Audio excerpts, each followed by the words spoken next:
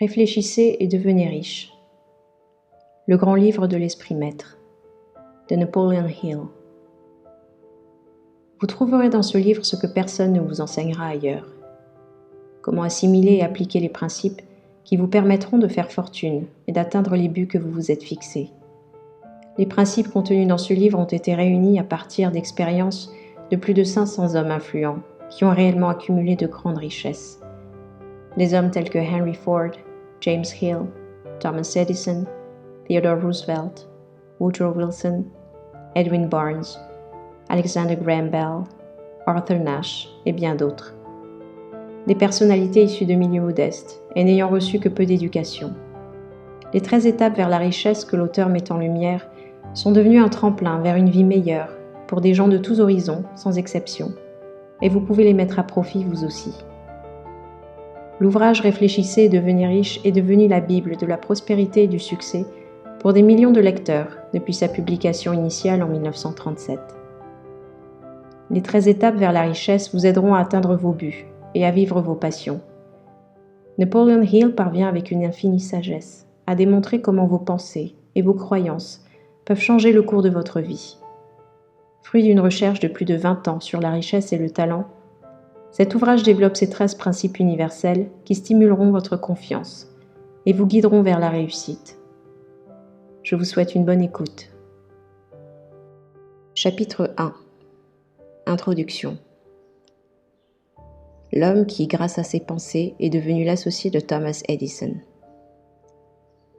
Véritablement, les pensées sont des choses, et des choses chargées de puissance, en ce que lorsqu'elles sont accompagnées d'un but bien défini, d'une persévérance et d'un désir ardent, elles peuvent se concrétiser et se transformer en richesse ou autres objets matériels.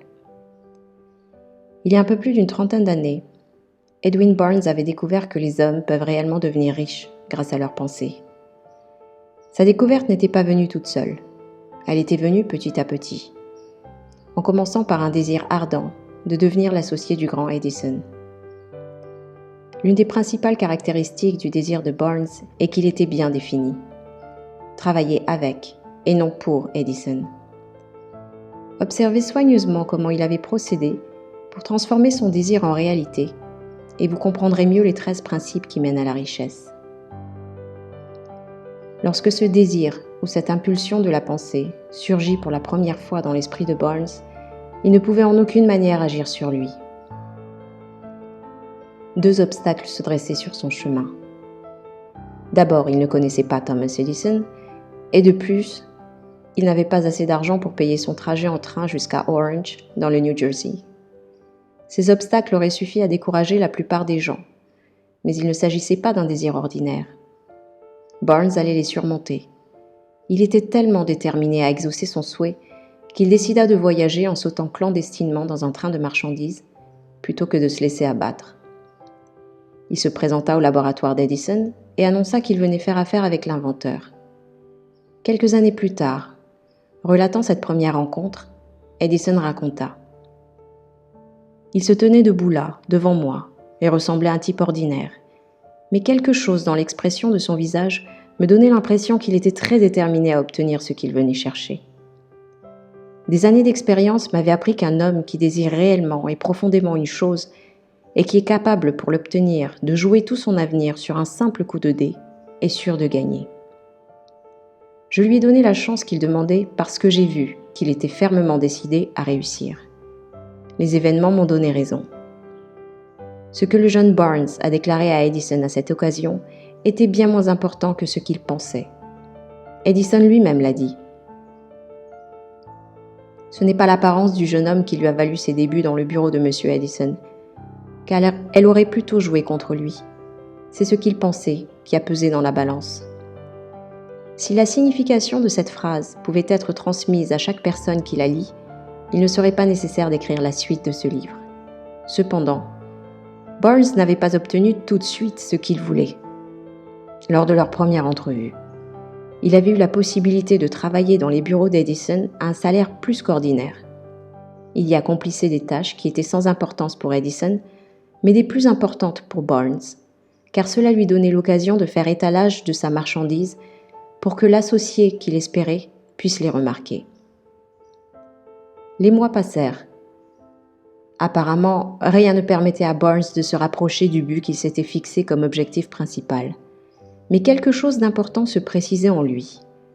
Son désir de devenir l'associé d'Edison s'intensifiait. Les psychologues ont dit avec justesse que lorsqu'on est vraiment prêt à obtenir une chose, celle-ci vient toute seule. Barnes était prêt à cette collaboration avec Edison et il était déterminé à le demeurer jusqu'à ce que son désir se réalise. Il ne se disait pas « à quoi bon, je ferais mieux d'abandonner et de me contenter d'une place de vendeur ». Au contraire, il pensait « je suis venu ici pour devenir l'associé d'Edison et je ferai tout pour atteindre mon but, même s'il faut y consacrer le reste de ma vie ». Et il le pensait vraiment. L'histoire des hommes serait bien différente si seulement ils avaient un seul but précis et s'y tenaient suffisamment longtemps jusqu'à ce que cela devienne une obsession. Le jeune Barnes l'ignorait peut-être à cette époque, mais sa détermination et sa persistance à réaliser son désir allaient avoir finalement raison de tous les obstacles et lui apporteraient l'opportunité qu'il rechercherait. L'opportunité qu'il attendait se présenta enfin, mais pas du tout sous la forme qu'il avait imaginée. C'est l'un des tours qu'elle nous joue. L'opportunité entre dans notre vie par la porte de derrière, et bien souvent sous forme de malheur ou de défaite temporaire. C'est probablement pour cette raison que beaucoup de personnes ne la reconnaissent pas. Edison venait juste d'inventer une nouvelle machine de bureau, connue à l'époque sous le nom de « machine à dicter d'Edison » et maintenant appelée Ediphone.